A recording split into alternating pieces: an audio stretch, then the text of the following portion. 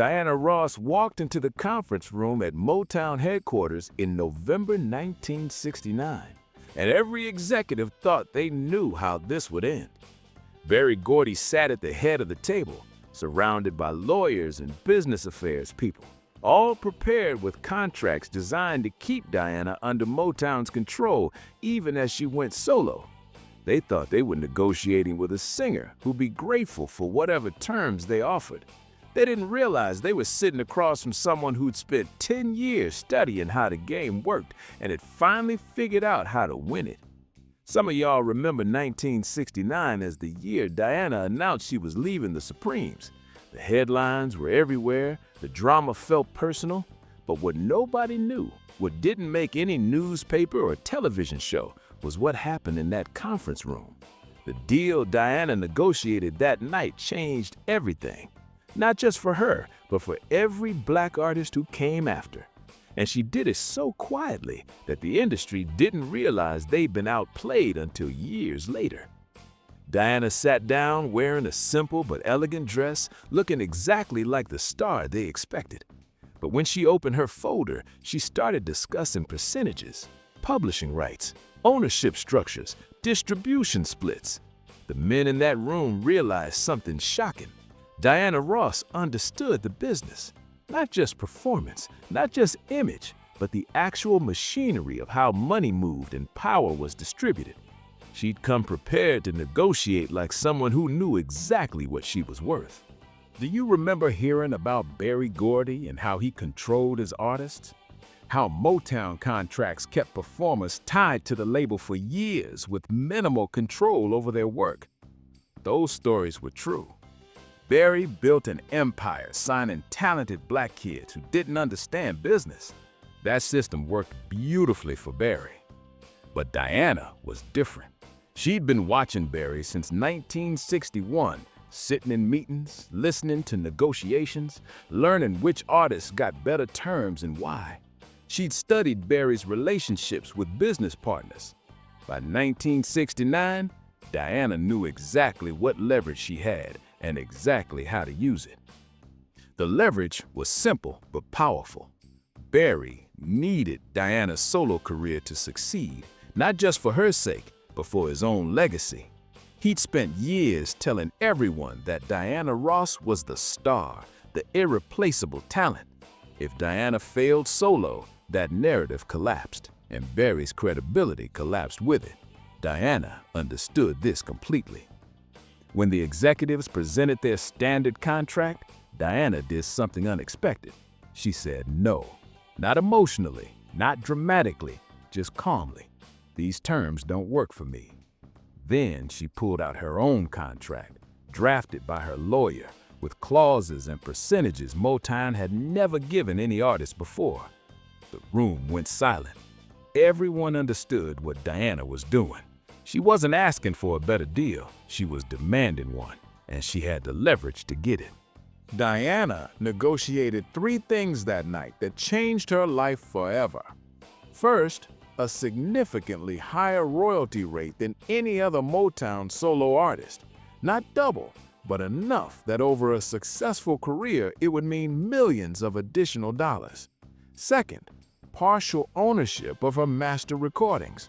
Not full ownership, Berry would never agree to that, but a percentage that meant Diana would earn money every time her songs were licensed. This was unheard of for a Motown artist in 1969. Third, and most importantly, Diana negotiated creative input on her projects. Not final say, but a seat at the table. Most Motown artists were told what to sing, how to sing it, what to wear. They were products being manufactured. Diana negotiated the right to be part of the manufacturing process. Some of y'all remember how calculated Diana seemed in the late 60s. People called it coldness or negative ambition, but what they were seeing was intelligence in action. Diana had studied the industry like other people studied music. She knew artists who controlled publishing made real money. She knew ownership of masters determined long-term wealth. She knew the difference between a good contract and a great contract could mean millions. and she knew the time to negotiate was when you had maximum leverage. The executives initially refused Diana's terms. They said the contract was unprecedented. They suggested she was ungrateful, that Berry made her a star and she owed him loyalty. They used every tactic to make Diana back down, but she didn't, because she understood something they were ignoring. Berry needed her more than she needed him, and moments of maximum leverage don't last forever. Diana's strategy was brilliant in its simplicity. She never threatened to leave Motown. She never got emotional. She simply repeated calmly and consistently that these were her terms. If Motown wanted her solo career, this was the deal. If not, she'd explore other options. That quiet acknowledgement that other options existed shifted everything. Do you remember Diana's solo launch in 1970? The massive promotional support, prime television appearances, A-list producers? That wasn't Berry being generous. That was part of what Diana negotiated. She'd secured written commitments that Motown would invest specific amounts in launching her solo career. Marketing budget, tour support, studio time, all locked in. Diana understood that better terms meant nothing if Motown sabotaged her through neglect. The meeting lasted hours, but gradually the Motown executives began accepting Diana's terms.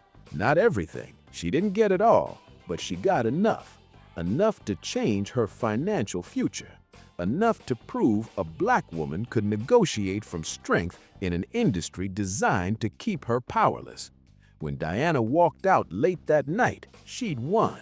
And she'd won so quietly, most people never knew the battle happened. What made Diana's victory more impressive was the preparation. This wasn't spontaneous. It was the result of years of observation and strategic positioning. Diana started laying groundwork in 1967 when she first seriously considered going solo. She began asking questions about contracts and royalties, casually, as if just curious. She cultivated relationships outside Motown, lawyers, managers, executives at other labels, not to betray Berry, but to understand what was possible beyond Motown's walls. Some of y'all remember how Diana's relationship with Berry was complicated. They were romantically involved. Everyone knew it. That relationship could have been a weakness, a way for Berry to manipulate Diana emotionally. But Diana was smart enough to separate business from romance. In that conference room, she wasn't Berry's girlfriend. She was an artist protecting her interests. She made that separation clear through her lawyer, who handled technical details, while Diana focused on the big picture. Some of y'all remember how Diana's relationship with Berry was complicated. They were romantically involved. Everyone knew it. That relationship could have been a weakness, a way for Berry to manipulate Diana emotionally. But Diana was smart enough to separate business from romance.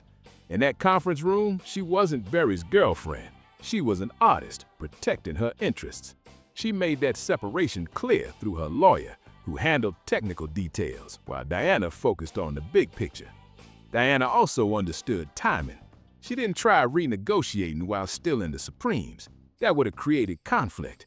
Instead, Diana waited for the natural transition point, her departure.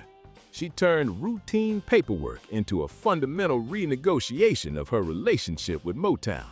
That's strategic thinking at its finest. The genius of Diana's approach was making Berry feel like he was still in control.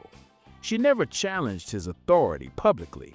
In interviews, she praised Berry effusively, called him a genius.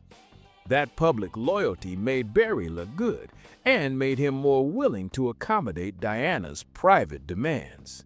She understood that men like Berry needed to save face, so she let him have that feeling while quietly securing actual power. Do you remember when a young Motown artist, frustrated with her contract, asked Diana for advice in 1971? How did you get Berry to give you so much control? Diana's answer was direct. I didn't get him to give it.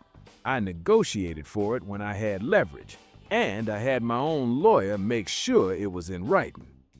That advice should have spread through Motown, but it didn't. Most artists either didn't believe they had leverage or were too intimidated to use it. Other artists watched Diana's solo launch and wondered why they didn't get the same treatment, why Diana got the best producers, why she got massive promotion.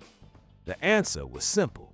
Diana had negotiated for those things. She'd used her leverage and secured terms others never thought to demand. And because she did it privately, most people never realized Diana's advantages weren't just favoritism. They were contractual obligations she'd fought for and won. The reason Diana's victory went unnoticed is that it contradicted the narrative everyone wanted to believe. The media had cast Diana as Berry Gordy's creation. That story was easier, more romantic than the truth. Diana was a calculating businesswoman who learned to navigate a racist, sexist industry by being smarter than the men who thought they controlled her. Some of y'all remember how media covered Diana in the early 70s, always focused on looks, fashion, glamour. Articles mentioned her talent as an afterthought. That bias let Diana operate below the radar, making strategic moves while everyone was distracted by sequined gowns. Berry himself had reasons to keep Diana's power quiet. If other Motown artists learned Diana secured better terms, they'd demand the same. So Berry had incentive to make Diana's deal look like a special exception based on personal relationship, rather than a precedent others could demand.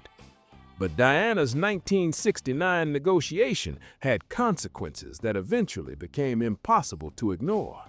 In 1981, Diana left Motown entirely and signed with RCA for a reported $20 million, one of the biggest contracts of that era. How did Diana have leverage to command that money? The answer traced back to 1969.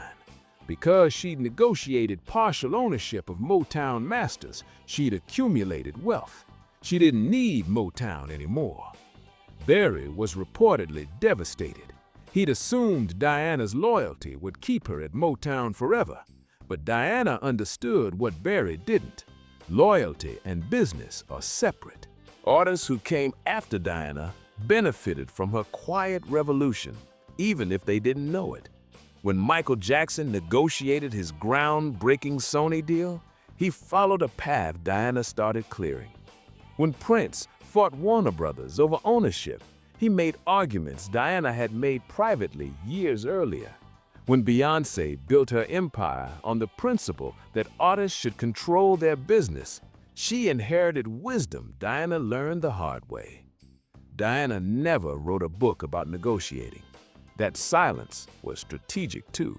Diana understood that power works best when not advertised, when people underestimate you, when they're surprised after it's already done. She let everyone think Berry was the genius, while she quietly built her empire. By the time people realized how much power Diana held, she was too established to challenge. The night Diana Ross outplayed the industry wasn't dramatic. No cameras, no press releases, no victory lap.